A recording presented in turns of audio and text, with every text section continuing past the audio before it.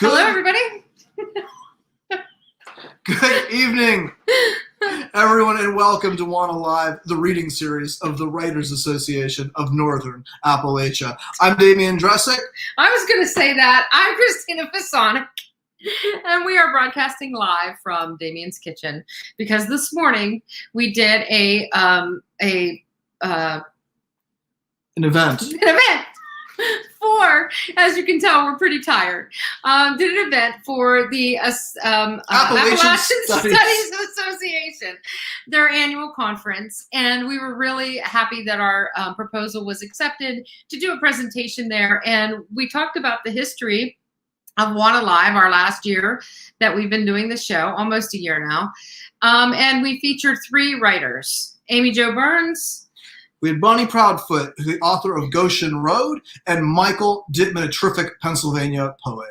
Right. So it was a great morning, but here we are doing our show tonight, and we have yet another great writer on for this evening. Could you introduce her, please? I would love to.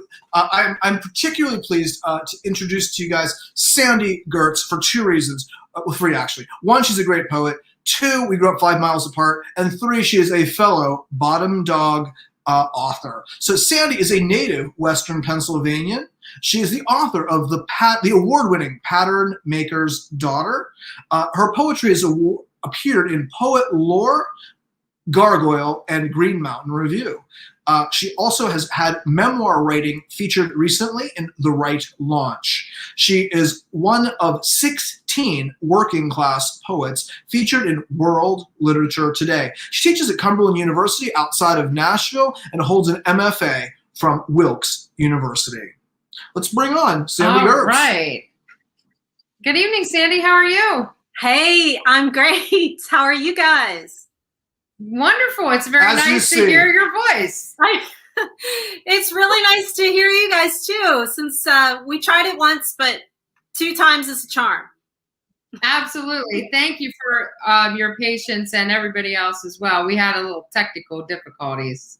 So what are you going to be reading for us tonight? Well, I have 3 poems, and I decided to just go all Johnstown, all Pennsylvania. Very cool. Awesome. Yeah, so in honor of you all's group that I find so fascinating and intriguing, really happy to be here, and it's just really cool to learn about what you're doing. So I'm actually just going to read. My book had a lot of exploration of geology and geography of Western PA, and more specifically Johnstown. So I'm going to go with that theme on all 3. Excellent. All right. We're going to disappear? Yes. And we'll be back after your reading. Okay. Sounds good. Okay. Hi, everybody. The first poem I'm going to read is Part of This Earth. And a lot of the exploration in The Pattern Maker's Daughter was about researching what was underneath that soil and that dirt and what the sediment and the stream bed patterns were in Western PA, in Johnstown, and most particularly Daleboro, where I grew up. This one is a little broader than my neighborhood. I'll have a poem that ends in my neighborhood, but this one is called Part of This Earth. And I'm going to read in 2 voices. There's a lot of parentheses in this, so you'll hear sort of a commentary voice along with the regular poem. Part of This Earth. I am rooted in this Appalachian bedrock, a sliver of the earth's volcanic events. Ancient as Africa, shiny as new slag scraped from our hillsides, high as the Rockies that walled us in, our lilting speech, our bent shoulders and inhibitions, as it stretched in infancy from Mexico to Newfoundland. Digging in childhood holes, I see roses grown from thin patches, seeds scattered over the cracked alley yards, school children picking at slim violets. Just under this surface, I am half Piedmont, half woman, half informed of my senses, traffic laws, library etiquette. My eons keep eroding. My origins are here, the part in my scalp, spaces between teeth, soft bones, in impressions on sedimentary rocks. They speak from layers within layers, seek the bottom of deep oceans, travel in shallow seas, over the history of ancient beaches, river valleys where I'm polished and rubbed. I am shale, common and conglomerate, the dirty inside of a purse caked over lipstick, torn receipts and dried gum, skeletons of organisms drifting. I am rapidly moving streams, carbon-rich, organic, coal compressed. I am evolving, changing, volcanic, standing up straight, learning to walk across a room, raising my eyes from the floor. I form a thick sequence. I stack myself 8 miles high. I am a prize for geologists. Under great heat, violent under pressure, I am shale, changed to slate, into schist. Settling into dirt, I am shaking the hand of who I am becoming. I am sitting on top of a trembling earth. All right, so a little Appalachian bedrock. And this poem is titled Schist and Nat. And you have to be from Johnstown, maybe Pittsburgh, Western PA at least, to get the inat. So inat means, which is N''AT, means like, you guys gonna go down there, inat. So it means like, and all the rest. So schist, of course, is another geology term. And so I kind of combined, well, actually, when I was writing this poem, I was, again, researching what type of rock was directly underneath Daleboro. And I did find out that Western PA does not have metamorphic glitter or rock like Eastern PA. So fun fact, and that kind of comes to life in this poem. Schist and that. On Dale porches tonight, the faces are sagging shale. No smiles like in photos gracing the volumes of Ferndale yearbooks. They watch skeletons of small game drift in the tired creek and know they are not the metamorphic glitter of the East, just ripples of the stream joining the little Conemaugh, rising for dances at the fire hall or a drink at Ernie's Tavern. Carbon rich, they puff menthols and build their volcanic ash. Old man Rick flicks cigarette stubs from the rocking glider, his contents compressed under pressure of the Iron City flip tab. Aluminum rings gather on the stoop and coal-tinted kids string an endless necklace, breathing in smoky circles of air. Rick sheds layers with the dusk, dissolves into flaking schist and the stories of 1,000 loaded boxcars, how for 35 years he turned limestone into marble.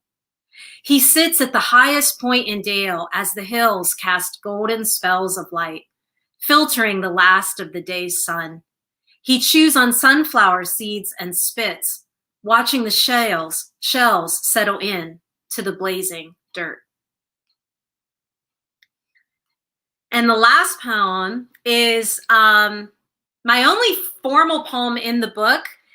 And it's called Milltown Girls in Flight. And this was inspired by going back and working with kids in my borough neighborhood and thinking that they would have seen, I went back to work with them in a poetry and art program with a grant funded summer program. And I thought that the kids would be able to see sort of the demise and the trajectory of the neighborhood, but I actually found out they didn't. It was still Mayberry for them, and a very free place to grow up, as it was for me. So this is called Milltown Girls in Flight. Glittering sandals rain from charcoal skies, where German girls of Dale dress Barbie dolls, to a light and vault across the valley's bowl of mountains formed by rivers' rapid rise. In swimming suits and halter-tied lace wings, the Milltown girls, untouched, slip by the loss of furnace blast and steel dust fables tossed. Their playgrounds crown a lucky queen and king. Their hills protect from rage as well as storm. They shield their souls in mortared shells of brick, protect from fear when dark night fires are lit, where whispered sighs on breath-fogged windows form. Each blonde face glows white as porcelain. Each porous cherub cheek is luminous. Their feet of flip-flop grace atop the crevice of Allegheny Mountain Gap and spin across the river flask to Foundry Gate and float atop the grizzled men in line.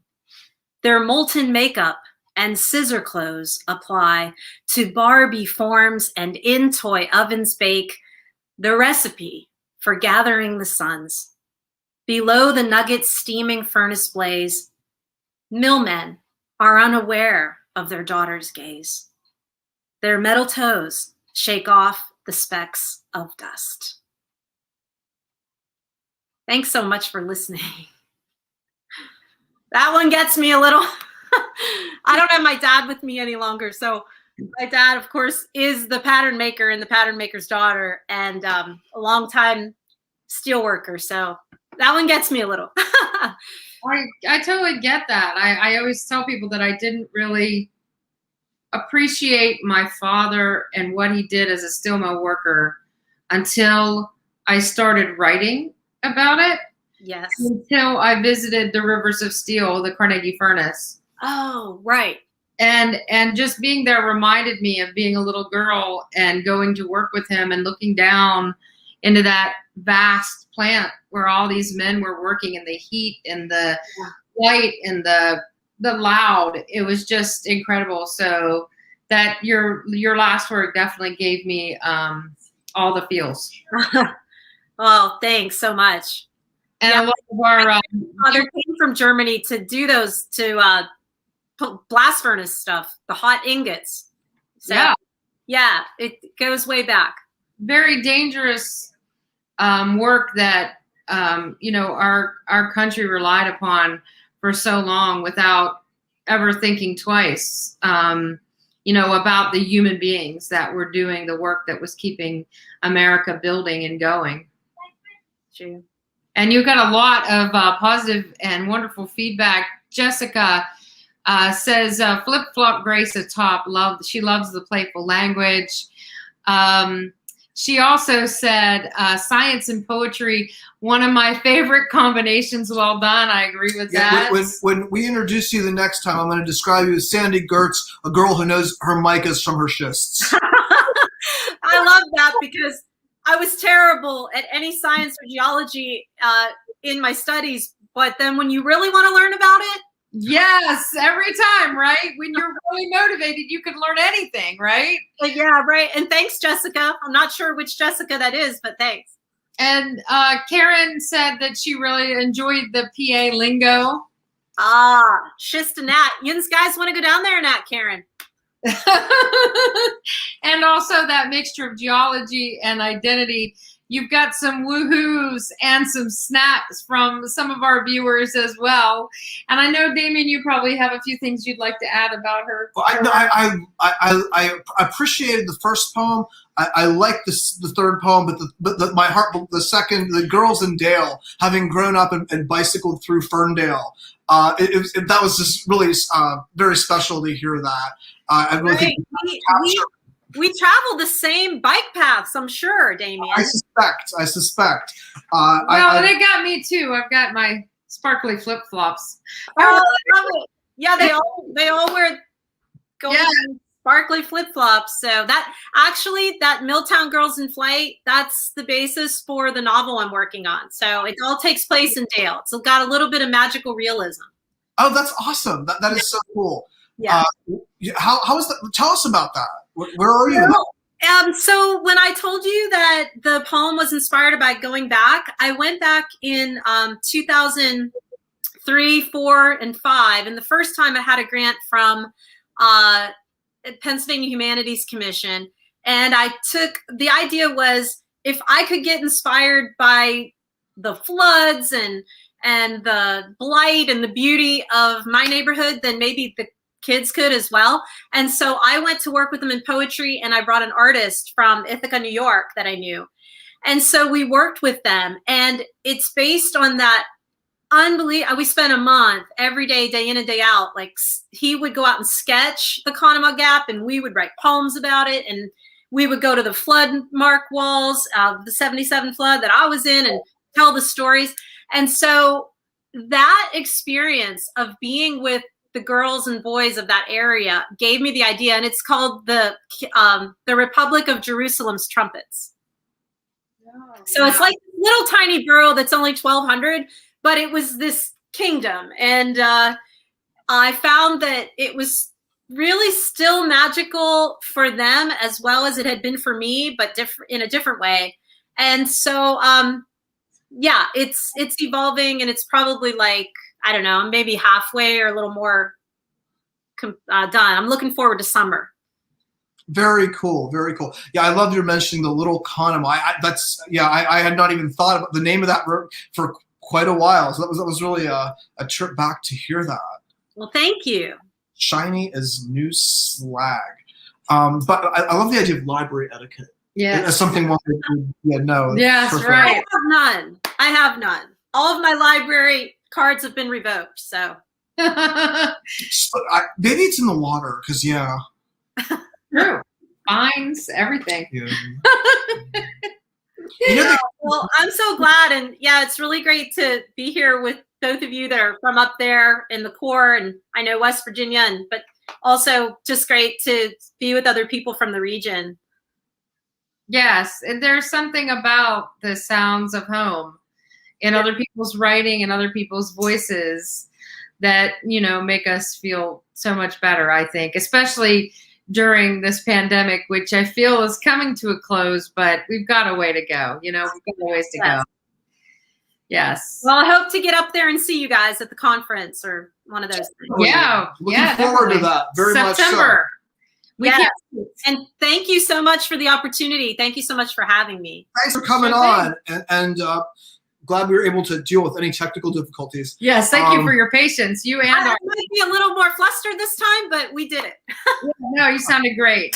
All right, who's got next week? Next week, Allison Stein will be on the show, and then the following week, we will be celebrating our 1-year anniversary for WANA Live, and Jennifer Hay will be joining us. So we are very excited about the next couple of weeks. As always, we love all the writers that come on our show and are always so very happy to bring them to our audience. So thank you all for joining us, and thank you very much, Sandee, for being on the show. Thanks, you too. See you guys.